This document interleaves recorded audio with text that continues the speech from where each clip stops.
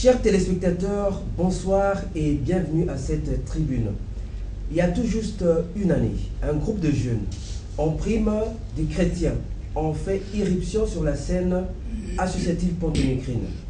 Dans un univers marqué par une éclosion continue des initiatives similaires, eux ont revendiqué et cultivé une vraie singularité. Ambition clairement dévoilée, allergie à toute instrumentalisation de leur action caritative et surtout arrimage ou adossement aux outils modernes de communication. Belle façade. A-t-elle cependant épousé la réalité sur le terrain? De quoi ont-ils été capables pendant une année d'existence? Autant de questions qui sont au menu de cette émission bilancielle de la première année d'existence de la SOC. Alors, pour se plier à cet exercice, il y a une troïka, notamment Karil Sisto Obondoko, qui est le président fondateur de ce cadre associatif.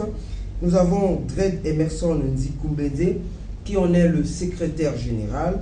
Et enfin, Wilfried Onkele, le responsable logistique et événements. Voilà, hâtivement caricaturé, hâtivement portraituré à SOC. Est-ce que vous vous reconnaissez dans ces quelques lignes-là? Exactement. Nous reconnaissons effectivement dans ces quelques lignes si bien présentées. Bon, on va entrer dans le vif du sujet. C'est vrai que l'année passée, vous avez une année d'existence et l'année passée, vous vous êtes déjà forgé une certaine notoriété, une certaine audience au niveau de la ville de Pointe-Noire. Mais pour des besoins de compréhension de nos téléspectateurs, est-ce que vous pouvez revenir sur la définition de l'acronyme ASOC? Okay. Avec plaisir.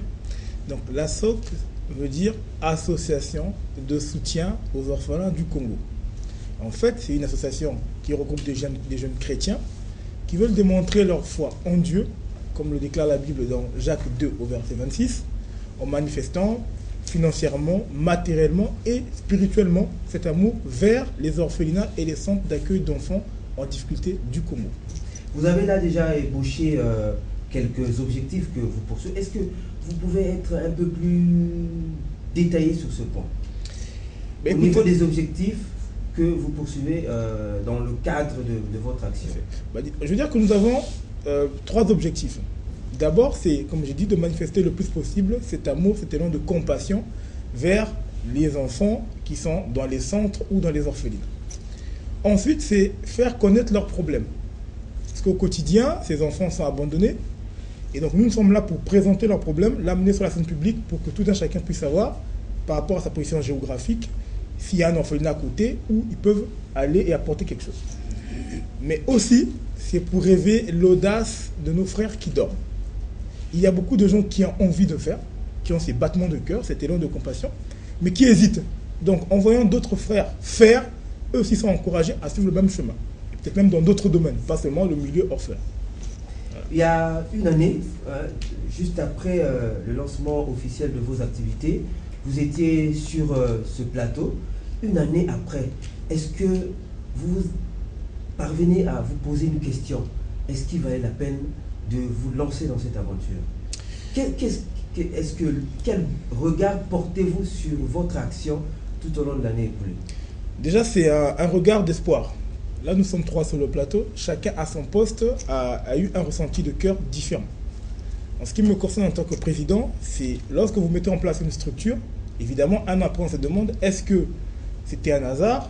Est-ce que cette création a vraiment accompli un but?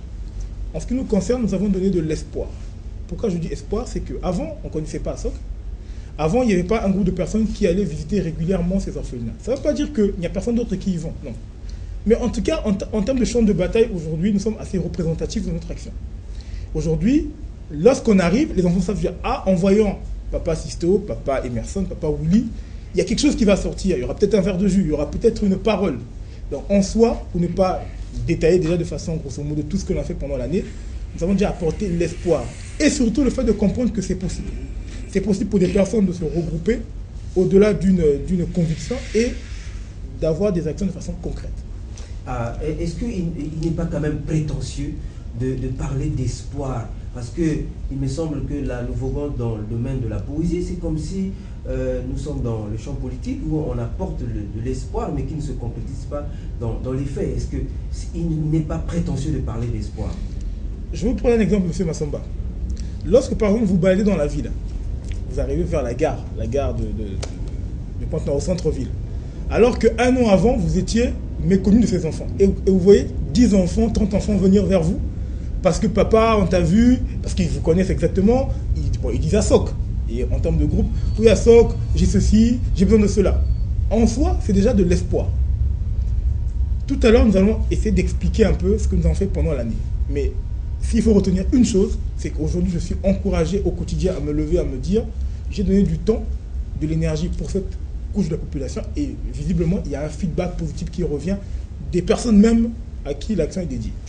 Oui, parmi les obsessions mises en avant l'année écoulée, c'est sortir de l'anonymat des centres et des centres d'accueil des enfants et des orphelinats. Est-ce que sur ce point, les résultats escomptés sont là, sont au renouveau? Oui, et ça, je vais laisser M. Ankele Wilfried y répondre, parce que c'est vraiment son domaine en tant que tel. Et il va très très bien expliquer. Merci, Président. Je voulais revenir sur ce qui a été dit tout à l'heure pour lever le distinguo. Il ne s'agit pas pour nous de nous lancer dans une aventure, mais c'est plutôt de répondre à un appel divin. Il a été dit par notre Seigneur, allez et faites de toutes les nations des disciples. Bien, nous avons répondu à un appel qui consiste à apporter une assistance aux orphelins. Et là encore, qui revient sur une ordonnance divine. Parce qu'il est dit dans la Bible, la religion pure consiste à assister les orphelins et les veuves. C'est pour autant dire que nous revenons sur les fondamentaux d'ASOC. Nous sommes avant tout une association chrétienne. Pour répondre à votre question, par votre préoccupation, le président tout à l'heure a dit que nous sommes une association qui, parmi les objectifs, avait justement pour but de révéler les problèmes des orphelinats qui sont à Pointe-Noire. Et nous avons dit il y a une année que nous servons d'interface. Nous sommes organisés de telle sorte que nous avons, comme vous l'avez dit tout à l'heure dans votre speech, vous l'avez si bien dit, que nous utilisons justement cet appareillage moderne pour communiquer. Aujourd'hui, ces centres, à brûle-pourpoint, on peut dire qu'ils sont connus parce que ces centres ont une page dans notre site web. Ils sont représentatifs. Sinon, ils sont bien représentés. Aujourd'hui, vous pouvez être à Hong Kong, vous pouvez être à Massachusetts ou à Manitoba et vous rentrez dans le site ASOC. Vous voulez connaître ce qui se passe à l'orphelinat Amour de Dieu, vous entrez, vous avez toutes les informations. Donc, au jour d'aujourd'hui, nous pouvons dire, mission accomplie, de la manière dont ces centres sont connus. Voilà. Vous allez m'excuser, vous allez me concéder le terme aventure. Lorsque cette aventure-là est lancée, cette aventure est initiée, c'est une équipe embryonnaire. Aujourd'hui, est-ce que ASOC a grandi en termes de membres? Bien, vous allez aussi me concéder justement le réflexe de revenir sur le rejet du terme aventure. Aventure, parce qu'une aventure est une action hasardeuse, parce qu'on ne sait pas où est-ce qu'on va, et on ne sait pas pourquoi. C'est au sens noble du terme. Nous n'allons pas entrer dans une polémique phraséologique. C'est sémantique, oui. Voilà. Alors, aujourd'hui, nous pouvons justement dire que ASOC, en termes d'effectifs, a grandi. Parce que nous sommes aujourd'hui près d'une centaine de membres. Près d'une centaine. Donc, comparé à l'année passée, vous étiez une quarantaine. Une quarantaine. Et passer d'une quarantaine de membres à une centaine, l'exploit est quand même remarquable. Quel en est le ressort? Qu'est-ce qui a été à la base de ce bond spectaculaire? 40 membres, 100 membres aujourd'hui. Bien, tout à l'heure, nous avons dit que nous étions d'avoir une association à caractère chrétien. Et pour revenir, pour emprunter votre expression, ce bond spectaculaire, en fait, c'est la manifestation du Saint-Esprit. Le Saint-Esprit s'est saisi d'une personne au départ, et cette personne a touché d'autres, et le Saint-Esprit s'est déployé et a touché d'autres personnes qui nous ont rejoints et qui ont fait route commune avec nous. Il y a quand même quelque chose qui m'a intrigué dans votre réponse. Vous associez l'adhésion, on va qualifier ça de massive, relativement massive, à votre cadre associatif par la seule action du Saint-Esprit. Est-ce que là aussi, on n'est pas dans un domaine trop métaphysique? Vous n'avez pas mis en place des mécanismes de cooptation qui vous auraient permis d'engranger ces résultats spectaculaires? C'est juste le Saint-Esprit? Bien, parce que c'est le Saint-Esprit aussi qui parfois pousse certains hommes de Dieu aussi à commettre ce qui n'est pas juste devant Dieu. Ce qui est sûr, nous ne faisons rien sans l'aval du Saint-Esprit. Nous sommes guidés par le Saint-Esprit. Et tout ce que nous utilisons comme instrument, aussi moderne qu'il soit, aussi actuel qu'il soit, ça se fait sous la conduite du Saint-Esprit. Voilà. Alors, je suis en train de voir le secrétaire général trépigner un peu d'impatience. C'est sûr qu'il a un élément à apporter à une question, n'est-ce pas? Oui, merci monsieur le journaliste. Je voulais revenir sur la question qui parlait de notre objectif. Est-ce que notre objectif a été atteint? Le but de l'année 2011 était de sortir au grand public tous les centres qui travaillent dans le domaine de l'enfant orphelin et dans le domaine des enfants abandonnés. En fait, on les a associés parce que ce sont des enfants qui sont orphelins parce qu'ils ont perdu leur père et leur mère. Ils sont orphelins parce que les parents aussi les ont abandonnés. L'objectif, est-ce qu'il était atteint? On a dit oui, mais il faut savoir qu'on avait dit qu'on devait soutenir les orphelinats et les centres qui sont reconnus par l'État. Et tous ces centres qu'on a pu ressortir au grand public pendant 2011, ce sont ceux qu'on a pu recenser. Mais il y a d'autres centres qui sont nés derrière, qu'on n'a pas encore recensés, qu'on n'a pas encore visités, dont dans la faisabilité de nos activités de 2012, on ira voir et s'ils sont conformes à la loi et qu'on pourra aussi apporter et ressortir au grand public.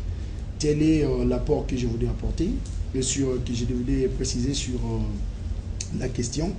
Et il y a aussi la question que vous avez posée tout à l'heure sur le Saint-Esprit. Le Saint-Esprit, l'adhésion. En fait, ASOC est une structure qui a des fondements où la croyance est basée sur Dieu. Mais on ne force aucune personne de venir à ASOC. Mais on laisse les gens toucher par les actions ou par les actes posés par ASOC. Et nous sommes convaincus que vous parlez de la métaphysique. Oui, c'est vrai que le Saint-Esprit, c'est de la métaphysique. Et nous sommes convaincus que les personnes qui sont touchées, ils ont déjà ce fardeau en eux, ce désir de vouloir donner, de vouloir aider. Ils l'ont déjà en eux. Et en voyant les frères qui se sont réveillés un jour pour travailler, on a réveillé l'audace de certaines personnes qui veulent travailler dans ce domaine. Mais cette audace, venir, nous, dans nos convictions, nous sommes sûrs que c'est le Saint-Esprit qui nous a touchés. Quelqu'un d'autre dira c'est le suivisme, quelqu'un d'autre dira vous êtes destiné aux mêmes choses, le destin ou quoi. Ça lui regarde, ça n'engage que lui. Mais nous, on dit au fait, le Saint-Esprit a touché certaines personnes qui sont aujourd'hui avec nous. Les 40 qu'on était passés sur votre émission il y a une année, aujourd'hui nous sommes à une centaine, nous disons gloire à Dieu. Il y a aussi, il y a quand même quelque chose aussi à démêler dans votre réponse. Donc, c'est comme si vous excluiez l'hypothèse ou le scénario du volontariat. Est-ce que le volontarisme, la volonté, c'est comme si c'est quelque chose qui est prédestiné, donc non intégré à ça que ceux qui sont naturellement ou divinement enclins à l'intégrer. C'est cela? C'est une très bonne question, monsieur le journaliste. Vous savez, chacun de nous est venu sur la terre pour un but bien déterminé. Chose que deux fois on n'arrive pas à accepter. Mais nous tous, nous sommes sur la terre pour un but bien précis. Dans nous, il y a des choses qui ont été écrites, pas de la même manière dans chaque personne. Dans Monsieur Nzikou Mbenze que je suis, il y a une mission qui a été donnée que je devais accomplir sur la terre. Mais malheureusement, il y a certaines personnes qui passent sur la terre sans pourtant accomplir leur mission. Si aujourd'hui vous avez été touché par un problème, c'est-à-dire aider un enfant orphelin, c'est simplement parce que dans vous, il a été écrit généreux. On voit des hommes qui sont très riches, mais dont la générosité manque. Mais il y en a de ceux qui sont très pauvres, mais qui sont très généreux. Et c'est comme ça qu'on explique, au fait, la présence du Saint-Esprit, et on dit que ce n'est pas le volontarisme. Le volontarisme existe dans un monde physique. Toi et moi, nous voyons que ce monsieur, il est volontaire, et même lui-même, il n'est pas conscient de fois que c'est simplement parce qu'il est guidé par une voix qui parle au fond de lui. Il a écouté un cri qui lui parle tout le temps, et il est juste en train d'exécuter. En politique, on appelle ça le tropisme. Mais il y a un tropisme divers. Il me semble que Monsieur le Président a quelque chose à ajouter. Moi, j'aimerais rajouter, compléter un peu ce que vient de dire le secrétaire général, en ce sens où nous sommes une association. Qu'est-ce qui a motivé d'abord la création de l'association? Ça part d'une vision, ok, une vision retransmise à ses membres, et par rapport à un problème. Et le problème, c'est lequel? C'est l'état de nos orphelinats, ou du moins, cette assistance qui n'existe quasiment pas au quotidien au niveau de ces enfants. Donc on s'est dit, nous on se lève pour ça. Et on a commencé à effectuer un certain nombre de communications, d'événements médiatisés pour, comme on a dit tout à l'heure, non pas pour se faire les plus beaux ou les plus riches, non, mais pour essayer d'attirer celui qui a cette disposition de cœur. Je vais m'aller plus loin, je veux dire, celui qui a ce battement de cœur. Lorsque le frère Willy parle du Saint-Esprit, c'est-à-dire que nous aujourd'hui, en tant qu'enfants de Dieu, en tant que chrétiens, qu'est-ce qui nous unit dans ce champ de bataille? C'est justement cette conviction que le Saint-Esprit met en chacun de nous. Mais si tu veux devenir membre, ça veut dire que tu veux appartenir à un groupe qui a un idéal. Et nous, on dit notre idéal,